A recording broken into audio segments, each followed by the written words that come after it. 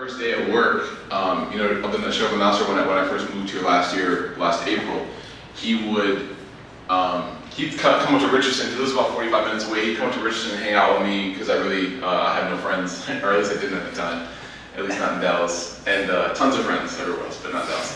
So he'd come up and chill with me. You know, we play basketball, we go eat and stuff like that, and then he would just kind of sit with me in the office, and you know, we'd have discussions about what the goal should be, what the objective should be for the youth programs, and how we should try to affect Dallas.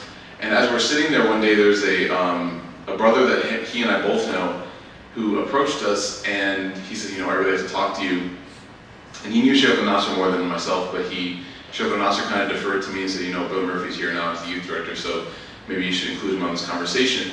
And he says, you know, he's from a certain country, and he says, you know, my cousin who lives in America, she's I think 15, so she's pregnant with her boyfriend, a non-Muslim guy, and her father, what was it?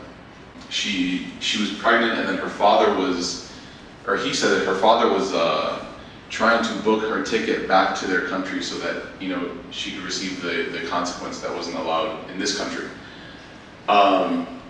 First day, right? So we're just like, do you want some French fries? We're just like, and we just kind of sat there, and he's like, I don't know what to do. And I said, where's the girl? And he said, she's in the car.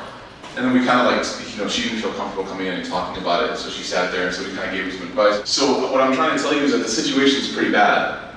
I've told some people this and they don't believe me, but in my year of experience, formally, and also in my 6 years of kind of like college experience, I'm honest to God really afraid. I'm really afraid that we're going to reach a point where it's, the norm is going to be that we don't have a lot of Muslim kids.